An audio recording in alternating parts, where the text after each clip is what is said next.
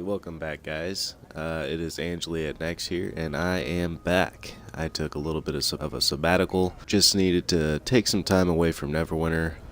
Got kind of burnt out there for a little while, making videos and just trying to beat my head against the wall to make up for all the lost time. But now I'm back in full swing, so it's gonna be a good fun time. And let's just say happy day 3 into mod 12b or 12.5 or 12 part 2, however you want to call it. And I have been actually pretty impressed with the changes that have been made in this mod. I greatly enjoy the simplicity of what they did to the inventory. See one of my guildies running around me here. The biggest thing that I enjoy, like I said, is what they did to the inventory, which I'll show you a couple of things here. The biggest thing that you can obviously do, like I have here, I didn't like it at first because every bag was still stacked up here just like they normally were, but one of the easiest ways to make it so you can have a single bag is, just a little fun fact, if you go to your inventory options, do display options, and then go down to the show by bag section, and this will be on yes. If you take it over and put it on no, it'll make it into one big single bag. Now the other fun thing that I really enjoy is, as you guys can see, other than these marks right here, there is no refinement in my inventory. And that is because basically what they did is they simplified the refining program, where now everything can go to everything. So you can have basically all of your previous refinement was worth what it's normally worth in refinement, but now you refine that and it comes into this section right here in your riches, into the refinements point, which you can't highlight for some reason, but it goes into your refinement points, and you can use that for anything. So the easiest way to do that is, so go to an item that you can refine, click refine, and then go down to convert XP, or convert RP, excuse me. And then you can go to choose items. So in choose items, you can do all your enchantments or shards, all your rune stones, all your gemstones, or all your convertible equipment. So you can actually pull all of these things up there, and then they will show up where the letters are that says choose items to convert through the button, blah blah blah blah. It'll show up there, but you can also go in and pick and choose the things that you want to convert into RP or not. So if they show up on that list and you're like, oh, I want to save that for later, so say an artifact or a neck piece or something for some reason shows up in there and you don't want to turn that into RP, you can take it off the list and then just convert everything else. And then your total RP is shown down there in the left hand corner, bottom left hand corner, and now you can effectively use that for anything. Which is pretty nice. The fact that you don't have to actively go out and be like, oh, I need to go get stability stones so I can upgrade my stability artifact, or I have to have 1 million stacks of 99 paradots so that I can upgrade my weapons or my neck or my belt. You don't have to do that anymore. Everything just has a base value of what is worth for refinement points. You convert it into that, and you can use it in any way, shape, form, fashion, however you want to on your character. You can even use it to upgrade your enchantments, anything like that. It's a pretty fun, simple, easy way to make refinement. They have changed the amount of refinement, but they also reduced how much each item is worth. So like this says, to go to my next level I only need 5,000, and they're all pretty much that way. Like if I were to go to my companions, so these are all rank 11s, but with the new refinement system I only need 50,000 refinement. to go from rank 11 to ready to level up to rank 12. So it makes it pretty easy, pretty simple, and with everything becoming refinement, you'll find that you actually have a lot more refinement points than you honestly think, because you can turn all those unused, even those gray refining stones like the union stones or the stability stones, the power stones, all those things that you may or may not have used in the past that may just be sitting in your inventory or sitting in your bank. You can now pull those out and just turn them into refinement and then use them on your bonding stones if you wanted to. So the next biggest thing that kind of happened in mod 12b was the bonding nerf, quote unquote, that they reduced the amount of percentages that you get per bonding runestone, but the scuttlebutt around, at least on console, was that basically if you're not above rank 10 on bondos, you are better off with an augment companion. But I tested this yesterday. That is false. Mainly because I had 3 rank 8s on this character, and so I'll show you my baseline here. Baseline stats 21.6 for power. Now with my augment companion, putting those 3 rank 8s that with the items and everything else that was on my companion, it boosted me up 3,000 power. But with bondos, even just 3 rank 8s in battle, I would get up to like 34,000. So that's a 10,000 difference. I mean, that's a huge difference, and that's a lot, especially for me as a paladin that I power share. Sharing that power is a big deal.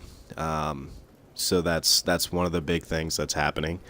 And also the biggest thing, at least that's happening in my world, is I finally finished Storm King, at least on this guy. So I got Healing Warmth, the final boon in Storm King. So my DPS has greatly increased on this guy, and thus my utility as well, just because I can now do Fangbreaker.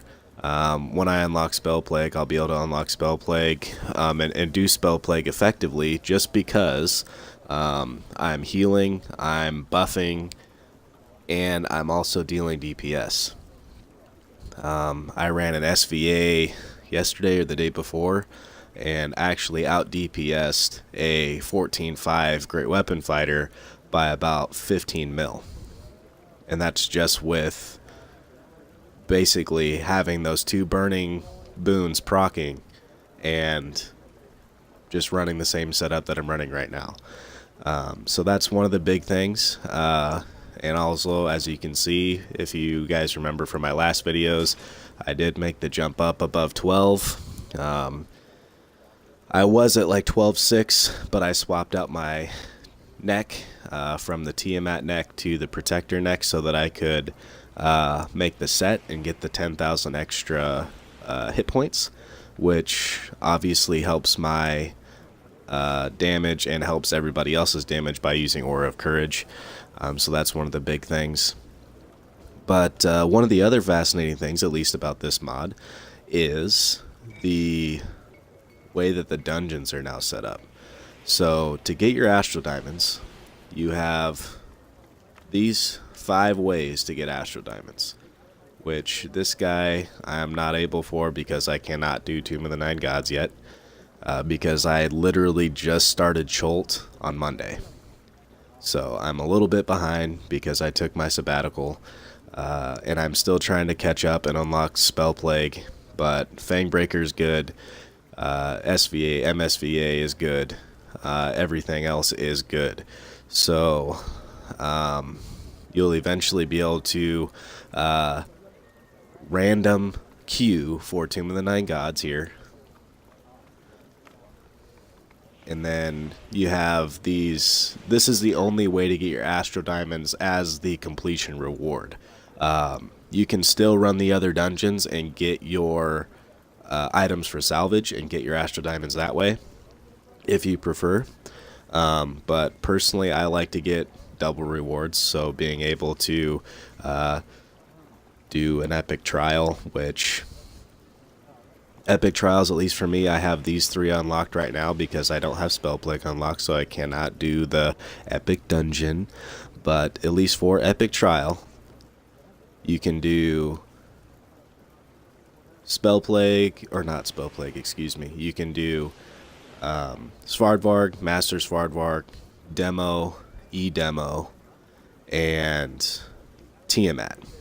So you can do all of those, and it's just random. It just picks whichever one of those 5 that it wants to do.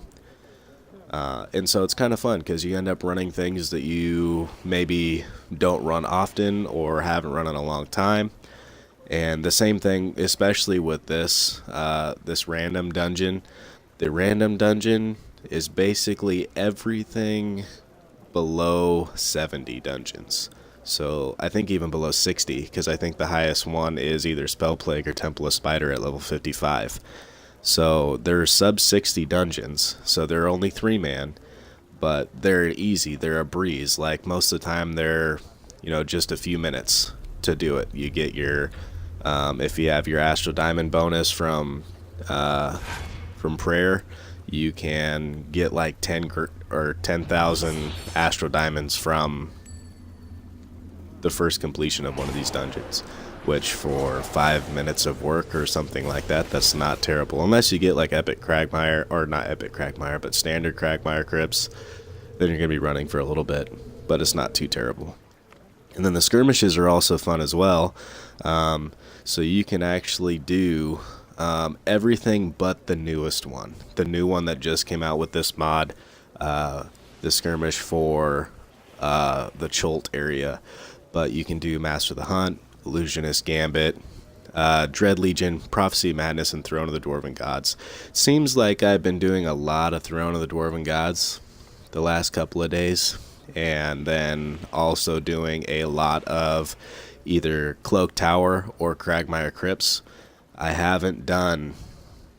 think I've done a Temple of Spider once, and Pirate King's Retreat once, but basically the whole other time it's been Cloak Tower or Cragmire Crypts. But even still, those 2 are really long, Cragmire Crypts and Cloak Tower. It's just a lot of running, but if you have at least one spammable ability, you'll be fine. You can just run through it, breeze through it, and not have any issues.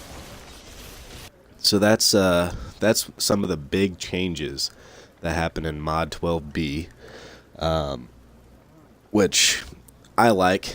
Like I said, at least about these random dungeons, I like it because you're running things that you don't normally run, and you're getting a reward for it, and you're getting a lot of protector seals for it. And with those protector seals, you can go get the double-slotted rings from the seals vendor, which you've had for a little while now. So you can get the Storm King rings out of there. So like the Ring of Dodd, Hold, Blood, Skellig, whatever. You can get all of those rings for like 300 protector seals. So you can, especially if you're just coming back to the game and you need a little bit of boost in your item level, grab a couple of those rings, throw them on your tune, grab a couple of those rings, throw them on your companion. It'll help you out a little bit, and you can salvage them for like 4,400 Astro Diamonds a piece. So it's not a bad deal all in all.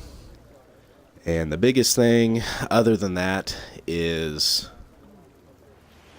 something that I spent a good hour and a half or so doing, and that was just basically smashing this guy right here, Merchant Prince's Folly. This is the new skirmish for the Cholt area, but it gives you the currency you need to progress the Cholt campaign, and you get, I believe it's the Forgotten Totems. You get 10 of the Forgotten Totems per run. Or, if you didn't do this, you would get 5 Forgotten Totems per each daily quest, which Most of the time when I've been running these Merchant Prince's Folly, they've been in like the 7 to 8 minute range to complete each one, whereas at least on my Helidon, not having a bunch of other people around to really ramp up my damage from the boons, it takes a little bit of time, and you don't have to run around Cholt like a chicken with your head cut off. So you get 10 per run for 8 minutes of work with other people, that it's actually kind of a fun, interesting thing to run. Or you can spend your 20-30 minutes to complete those 2 quests for the daily and get the same amount of Forgotten Totems as one run. So essentially, you're like tripling your output, because you could get like 3 runs done of the skirmish and get 30, or get 10 in that same amount of 30-minute time. So that's what I've been doing. I spent about an hour and a half last night just smashing it out to get my weeks full of Forgotten Totems, which was able to bump me up one rung on the progression in the Cholt, which has been really nice. Cholt has been a really interesting area. I've only been running it, like I said, because I just came back on Monday, and I wasn't even sure that I was going to come back full time then, but I got back on. I was kind of welcomed back with open arms from some of my other people that I've run with in the past. My old guild still has me in the guild, and they ran me through salvage runs on basically every one of my tunes for hours Monday night, and we got off as servers went down for the mod drop at 7 in the morning Tuesday morning. So it's been a good experience getting back in, jumping back in with the team, seeing some of my old buddies back on here, and just making those progressions on my character just in these last 3 days. Was able to finish Storm King, at least on this character. I will probably use Astro Diamonds to buy it out on Anivia, my control wizard, just because she has trouble up there in the ice. She's wearing cloth armor. She's running around in t-shirt and jeans in snow-capped mountains with a bunch of trolls and giants and everything else trying to kill her, and she just doesn't like it. So I'm most likely just going to buy it out with Astro Diamonds, which isn't too hard. It's just a couple of days of farming Astro Diamonds to get to the million or whatever that it costs. So it's not that big of a deal. But other than that, it's been a pretty simple, fun little journey here. But I made some changes, at least on this tune, that I'll kind of cover at least a little bit. The biggest changes were obviously the neck, like I said. I got 2 armor class and 10,000 extra hit points for completing the set to have the Greater Plated Band of Khan, the Cloak of the Protector, and then the Waters of Elzad. So they completed a trinity of items. But other than that, I changed from the Twisted set to the Cholt set, and so I went from Legendary Twisted to almost Legendary Cholt, but item level wise, significant increase. DPS and stat wise, significant increase. So obviously now, once I get Tomb of the Nine Gods unlocked, I'll be jumping into Primal Gears. But if you guys are following this build, this is my Justice Helidon build. If you guys are following this build, when you switch into Primal Gears, at least by the way that I have my setup, I'm going to lose almost 4,000 recovery, which won't break me, but I'll have to supplement a little bit elsewhere just so that I can keep my rotation up high and so that I can keep my dailies popping as often as they do.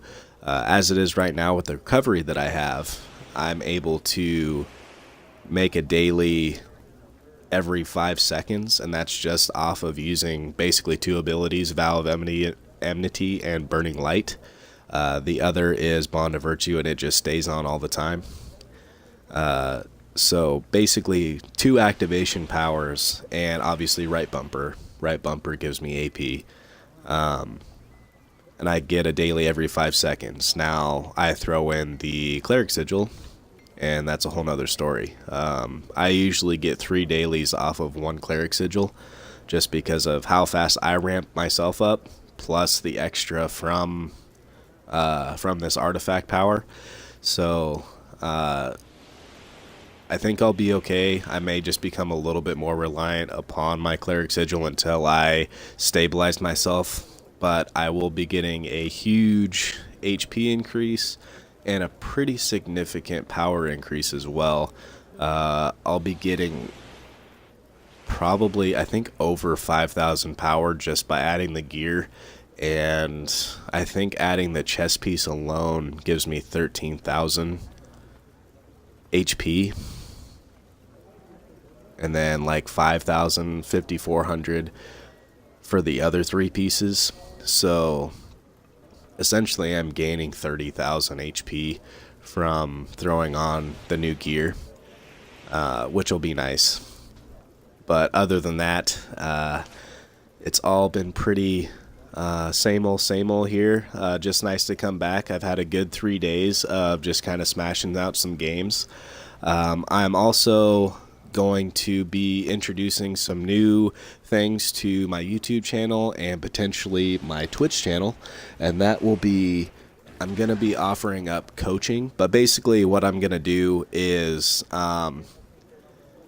if you want some coaching to see what you can do, what extras you can do, what things you can do better, maybe talk theorycraft on your build, or even just look for tips, tricks, pointers, anything like that on your build, any tweaks that you can make, just food for thought items, what have you. I'm going to be offering those services. The way that it's basically going to work is I'm going to have you send me screenshots, and then I'm going to have you send me a dungeon run. But the dungeon run needs to be on par with your character. Obviously, if you're a 15k and you send me a speed rush ETOS run, there's not a whole lot that I can do for you unless you're making obvious mistakes. Other than that, if you're a 15k, you should be running FBI with relative ease. You should be running Spell Plague with relative ease depending on your group and depending on what your class is. And you should probably be, at least in challenging content, Tomb of the Nine Gods. So basically just send me what's on par for your character's abilities and the group that you're running with. If you're pugging a group, it's going to be even harder, just because I know that I smurf in pug groups, so there are times where it's just like, you know what, I feel like running an ETOS, and I go out and smash out an ETOS where I can, especially on this character, I could essentially solo ETOS. So it's not that big of a deal. But if you're going to ask for my coaching services, just send me something quality that you're going to be proud of sending me, and that give me something to work with, basically is what I'm saying. But other than that, that's pretty much all I have for you guys today. Just wanted to touch base, say that, hey, I'm here, I'm still alive, I'm back in the game. Things are going to be coming out at least once a week for my personal gaming content, and then if I start getting hits and inquiries about coaching, I will be releasing the coaching videos as well, just so that you can see someone other than me playing the tune with my overlays of talk, coaching, and chatter. So other than that, that's basically all I have for you guys. Don't forget to like, share, and subscribe. You can always find me here on Twitch. I'm also on Facebook, Instagram, and Twitter. Just follow my gamer tag, Angli at NEACE. Everything is in the comments below, so if you have any more questions, comments, concerns, anything like that, any suggestions, any build questions, anything like that, leave comments below this video or hit me up on one of those social medias. Thank you guys for watching, and have a great rest of your day.